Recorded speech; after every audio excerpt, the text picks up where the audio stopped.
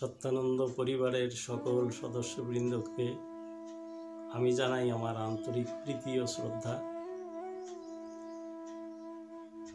বিশ্বের সকল নরনারী পুরুষ জাতি মাতৃজাতিকে জানাই আমি আমার আন্তরিক প্রীতি ও শুভেচ্ছা।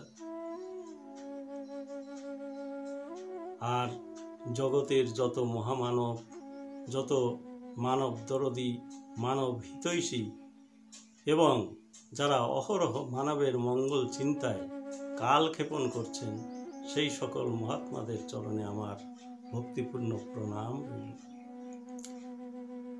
জানি না ঠাকুরের অমোঘ বিধানে কে কোথায় কিভাবে কাল যাপন করছেন, যে যেখানে যেমনিভাবেই থাকুন না কেন, ঠাকুর সকলের হৃদয়ে উপস্থিত হয়ে জাগ্রত হয়ে যেন তারই স্থানে সকলকে নিয়ে যান, তারই মতধারায় সকলকে স্নাত করেন, সকলে তার স্নেহের বন্ধনে, স্নেহের নিগড়ে এসে যেন ঠাকুরকেই মানেন, ঠাকুরকেই জানেন। এটাই সকলের কাছে আমার প্রাণ খোলা অনুরোধ। আজকে আমরা যে ভিডিওটা নিয়ে আপনাদের সামনে আসতে পেরেছি বা এসেছি, সেই ভিডিওটির আমরা এই উপাখ্যানটি পেয়েছি জীবতরাতে সত্যানন্দ গ্রন্থের 133 নম্বর পৃষ্ঠায়। সত্যানন্দের মতাদর্শ নামে উপাখ্যান।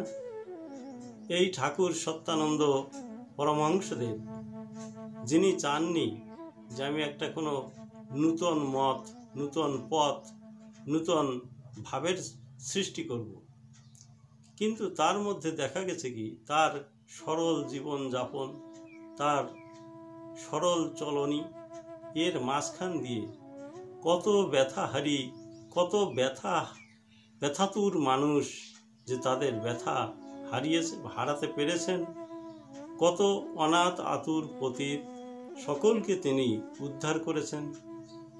এইগুলো আমরা জানতে পারি তার সরল চলনের মধ্যে দিয়ে। তাই এই সরল কথাটাই তিনি বলেছিলেন, সত্য, সরলতা, প্রেম, পবিত্রতা, এই চতুর স্তম্ভের মধ্যেই তার মতাদর্শের পরিপ্রকাশ ঘটেছিল। এই যে সত্য, সরলতা, প্রেম, পবিত্রতা, চারটি কথা দিয়ে তিনি বলেছিলেন, বাবা সবাই সত্য পথে চলবে, কিন্তু এই সত্যের সঙ্গে কি থাকবে? সত্যের মাঝখানে থাকবে তোমাদের সরলতা।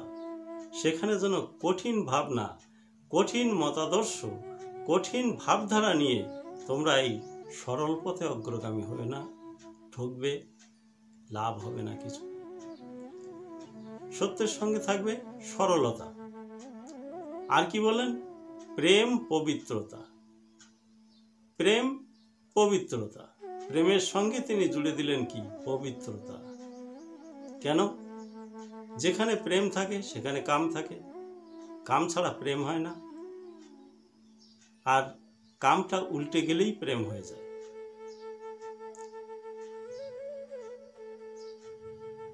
যেমন আমরা বৈষ্ণবীয় শাস্ত্র গ্রন্থে দেখি যে কৃষ্ণ প্রীতি বাঞ্ছা যেটা করা হয় তাকে আমরা প্রেম নামে অভিহিত করি, এবং আত্মেন্দ্রিয় প্রীতিবাঞ্ছা তারে বলি কাম।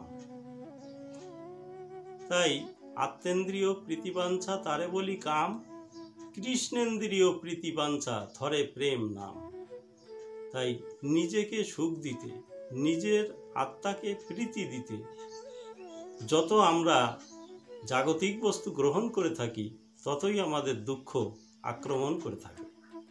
কিন্তু যখনই আমাদের মনটা পবিত্র হয়ে থাকে, যখনই আমরা দেখি নিজেকে উজাড় করে অন্যের বিপদে যখন ফেলে দেওয়া যায়, তখনই নিজের কাছে সরলতা আসে, নিজেকে ভালোবাসতে ইচ্ছা করে। তাই তো কবি মনোরঞ্জন গেয়েছিলেন, তোমার কাছে যখন থাকি, বিজয় সরকারও গেয়েছিলেন, তোমার কাছে যখন থাকি আপন ভেবে তোমায় দেখি, কত ভালো লাগে তখন আমারে। তোমার কাছে যখন থাকতে পারি তোমার ভাবধারায় যখনই আমার মনটাকে সিক্ত করে রাখি, তখনই কত ভালো লাগে, তখন কত আনন্দ ভিতরে জাগে, এইগুলো সব হতে থাকে। কিন্তু তোমার থেকে যখন আমি দূরে চলে যাই, তখন যেন কিছু নাই নাই ভাব মনে হয়, তখন একটা যেন কেমন হাহাকার ভিতরে বিরাজ করতে থাকে। তাই ঠাকুর সত্যানন্দের মতাদর্শ সম্বন্ধে দুটো কথা বলতে চাই। এই মতাদর্শ কি? বিশ্বপ্রেম, বিশ্বপ্রীতি, বিশ্ব মানবতা কে শিখালো জগতেরে? ভারতের গীতা। এই যে কথাটা আমরা দেখি, বিশ্বপ্রেম, বিশ্বপ্রীতি, বিশ্ব মানবতা, যেখানে সমগ্র বিশ্বকে নিয়ে টানাটানি হয়েছে, যেখানে সমগ্র বিশ্বকে আত্মীয় করা হয়েছে, আপনজন করা হয়েছে, সেই বিশ্বপ্রেমের কথা ঠাকুর বলেছেন। ঠাকুর সত্যানন্দও চেয়েছিলেন এই বিশ্বপ্রেমে যেন বিশ্বকে নিমজ্জমান করা যায়, সকলকে যেন এই প্রেমে অভিভূত করা যায়, এই প্রেমে নিমজ্জমান করা যায়, এই প্রেমে ডুবিয়ে দেওয়া যায়। এটা ঠাকুর সত্যানন্দ চেয়েছিলেন এবং চেষ্টাও করেছিলেন। তাই তার চলন, তার বলন, তার সব কিছুই যেন তেমনি মধুমাখা ভাবে তিনি প্রকাশ করেছিলেন। গীতা সকল ধর্মের সারভূতা। গীতার সর্বধর্মের সারাংশকে বলা হয় গীতা। গীতা অর্থাৎ গান। ব্রহ্ম পুরুষ অর্থাৎ ভগবান শ্রীকৃষ্ণ ব্রহ্ম পুরুষ ব্রহ্ম রাগিণীতে যে গানখানি অর্জুনের কাছে করেছিলেন, সেই জিনিসের নাম গীতা। এই গীতা সম্বন্ধে ঠাকুর শ্রীনীলকান্তের বাণী রয়েছে। শ্রীনীলকান্ত নিজ মুখে যে কথাগুলো আমাদের সামনে তুলে ধরেছেন বারংবার, সেই কথা কোনো একটা ভিডিওয়ে আমরাও তুলে ধরতে চেষ্টা করব, সেই ঠাকুরের কণ্ঠস্বর। এবং অনেক দিন আগের রেকর্ডিং, তো রেকর্ডিংটা ভালো না, কিন্তু সেই যখনই সেই কণ্ঠস্বর শোনা যাবে, তাই না, বৃন্দাবনের বুকে যখনই গোপীগণ সবাই নিস্তেজ হয়ে পড়েছিলেন, তাই না, ভগবান শ্রীকৃষ্ণের কথা বলতে যে উদ্ধব যখন পৌঁছালেন, তখন সেই কথা শুনেই তারা অর্ধেক জাগ্রত হয়ে গেলেন। ঠিক আমরাও তাই, যেমন ঠাকুরের যারা ভক্তবৃন্দ আমরা রয়েছি, আজও রয়েছি, আর যারা পরেও থাকবেন, ঠাকুর শ্রীনীলকান্তের কণ্ঠস্বর শুনে তাদেরও সেই রকম মনে হবে যেন মৃত প্রাণে জলের সঞ্চার হবে। যে ঠাকুরের কথাগুলো অস্পষ্ট যদিবা হয়েছে, তবুও যেমন আমরা ছোট্ট শিশু বা মা মা করে কথা বলে, আমরা বুঝতে পারি না, বাবাও বুঝতে পারে না, মাও বুঝতে পারে না, কিন্তু তার মধ্যে একটা অনুমান করে ধরে যে এই কথাটাই বলতে চেয়েছে। আমাদের ঠিক তেমনি ভাবতে হবে, আমাদের সেই বিরাট শিশু, খেলিছ এই বিশ্ব লয়ে বিরাট ও শিশু আন মনে। তাই এই যে বিরাট শিশু আন মনে এই বিশ্ব নিয়ে খেলা করছেন, সেই মানুষটার কথাগুলো যদি বা আধো আধো আমরা বুঝতে পারবো, তবু সেইখানে আমরা ভাবতে পারবো যে না, আমার গুরুদেবের কণ্ঠস্বর। সেই হারানো মানুষ, যে মনের মানুষ, যার উপর দিয়ে আমার আর কারোর সঙ্গে সম্বন্ধ নেই, সেই মানুষের কথা আমি শুনতে পাবো, কত ভালো লাগবে। ছোট্ট শিশু বা করে, তখন বাবা বুঝে নেয় যে আমাকে বাবা বলেই ডাকছে। আমাদেরও তেমনি বুঝে নিতে হবে যে এই কথাগুলি ঠাকুরের সেই সুন্দর কণ্ঠের সুন্দর ঝর্ণা ধারার থেকে ঝরে আসছে। যাই হোক, আমরা সত্যানন্দ প্রেমানন্দে আছি। ঠাকুর সত্যানন্দের মতাদর্শ তাই গীতায় ঠাকুরের যে কথাগুলো বললাম, ব্রহ্মপুরুষ ব্রহ্মরাগিণীতে যে ব্রহ্মগীতি গান করেছিলেন অর্জুনের কাছে, তাকেই আমরা গীতা বলে থাকি। ধর্মমত অনেক, ধর্ম যদি বা এক, তবুও ধর্মমত অনেক। অনেক মহাপুরুষ, অনেক গুরুগণ, অনেক গোসাইগণ তারা এসে তাদের নিজের মধ্যে থেকে যেটুকু উপলব্ধি করেছেন সেইটাই আমাদের সামনে তুলে ধরেছেন, যেন সমস্ত মানব মানবিকতার পথে অগ্রসর হতে পারেন।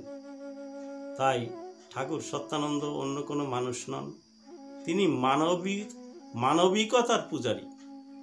তিনি চেয়েছিলেন সমগ্র মানবের মাঝখানে যেন মানবিকতার প্রসূন অর্থাৎ ফুল প্রস্ফুটিত হয়, যেন ফুটে ওঠে।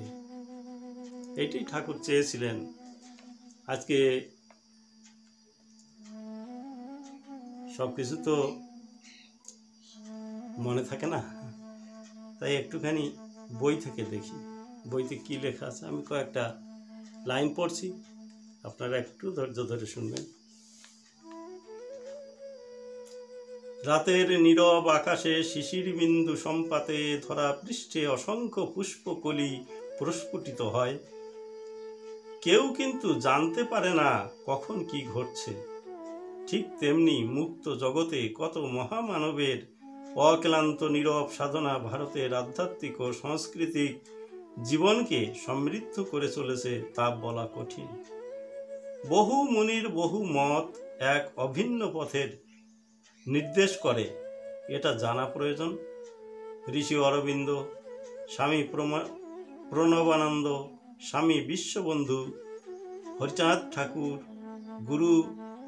গুরুচাঁদ ঠাকুর, জগৎগুরু সুন্দর আদি মহামানবগণ হিন্দু ধর্মের মূল সিদ্ধান্তকে তুলে ধরে অনেকাংশে সাম্য স্থাপন করেছেন। শ্রী শ্রী ঠাকুর সত্যানন্দ পরমহংসদেব হিন্দু ধর্মের মূল সিদ্ধান্তকে আরও সহজ সরল করে সকল ভক্তের সকল বর্ণের ধর্মের সমন্বয় সাধন করেছেন। নরনারায়ণ সেবার আদর্শ প্রতিষ্ঠা করে তিনি এই জিনিসটাকে প্রচার করেছেন কি করে? নরনারায়ণ সেবাশ্রম। তিনি কোনো ব্যক্তিবিশেষ নাম দেননি নিজের মতবাদকে। নিজের যে অনুষ্ঠান, নিজের যে প্রতিষ্ঠান, তার নাম কোনো ব্যক্তির নামে নাই, কোনো ক্ষুদ্র গণ্ডির নাম নয়। নররূপী নারায়ণের নাম অনুসারেই নরনারায়ণ সেবাশ্রম তিনি দিয়েছেন। বিশ্বপ্রেমিক, বিশ্ব হিতার্থে তাই তিনি এত বড় নির্বাচন নিয়েছেন। এ ভাবলেও ভাববার বিষয়। আমরা খালি ঠাকুরের অলৌকিক লীলা শুনতে চাই, ঠাকুরের অলৌকিক কাহিনী জানতে চাই, কিন্তু এই অলৌকিক কাহিনী বড় জিনিস নয়। অলৌকিক কাহিনী তিনি অলৌকিক জায়গায় করেছেন, এটা ঠিক, ভক্তের প্রয়োজন হয়েছিল তাই করেছিলেন। কিন্তু আমাদের জানবার বিষয় যে আসলে আমরা কোথায় দাঁড়িয়ে আছি, সত্যানন্দ সাগরের কোন কূলে আমরা অবস্থান করছি। তিনি তো সাগর, বিরাট সাগর। সেই গভীর সাগরের কোন কূলে আমি আছি, কোথায় এর আদি, কোথায় এর অন্ত, কোথায় এর মধ্য, আমাদের সবকিছু জানবার প্রয়োজন। ঠাকুর কেন এসেছিলেন? ক্ষুদ্র রূপ ধরে কি একটা মানুষের মতো কাজ করতে এসেছিলেন? নয়, তিনি এসেছিলেন জগৎগুরু রূপে। সমগ্র জগৎকে তিনি ভালোবাসা দিয়ে, প্রেম দিয়ে, প্রীতি দিয়ে, সোহাগ দিয়ে, আলিঙ্গন দিয়ে কাছে টানতে চেয়েছিলেন, মানবিকতার পথে আনতে চেয়েছিলেন। হে মানব, তোমার মধ্যে মানবিকতার বিকাশ হোক, এইটাই তিনি চেয়েছিলেন। তার ভক্তি আদর্শ তাই বলে থাকে। যাই হোক, আমরা আজ এখানেই রাখব। পরবর্তীতে আমরা দেখব তার শিক্ষা, স্বাস্থ্য ব্যবস্থা কেমন ছিল, সেদিকেও যাব। জগতে এমন কোনো দিক নেই যেখানে ঠাকুরের হস্তক্ষেপ নেই বা ঠাকুরের পদক্ষেপ নেই, সেখানে ঠাকুর যাননি এমন কোনো জায়গা জগতে নেই। তাই সমস্ত দিকে সমস্তভাবে ঠাকুর সত্যানন্দ গমন করেছেন, তার বাণী গমন করেছে। সেগুলো আমরা ধীরে ধীরে আপনাদের সামনে তুলে ধরতে চেষ্টা করব। আমার জীবনের এইটাই ব্রত নিয়েছি যে নিজে তো কিছু করতে পারলাম না, বা সমগ্র জগতে যেমন ভগবান শ্রীকৃষ্ণ রয়েছেন, রামচন্দ্র রয়েছেন, শিব রয়েছেন, এমনি তারা অসংখ্য ভগবান রয়েছেন, কিন্তু সব ভগবানের লীলা তো আমি প্রকাশ করতে পারবো না। তাই যে ভগবানকে চোখে দেখেছিলাম সেই ভগবানকে অন্তত কিছুটা প্রকাশ করতে প্রয়াস পেয়েছি, চেষ্টা করছি। আপনাদের কি ভালো লাগবে আমি তো জানি না, তবে আমার মনে হয় যারা গুরুপ্রেমী, যারা ঈশ্বর প্রেমী, সে যে সম্প্রদায়ের হন না কেন তাতে কোনো আপত্তি নেই। সবাই যে সত্যানন্দকে ভালোবাসবেন তা নয়, সত্যানন্দ স্বরূপ তার গুরুকেও তো তিনি ভালোবাসবেন। এই জন্য আমি সবাইকে বলি যে যেন সবাই গুরুর নির্দেশ অনুসারে সৎ পথে চলে ঠাকুরের কাছে আমরা যেন পৌঁছতে পারি, তারই জীব। তাই সেই দিকে যেন আমরা নজর রাখি, এইটুকু বলে আমি রাখছি। জয় সত্য হরি, জয় সত্য হরি।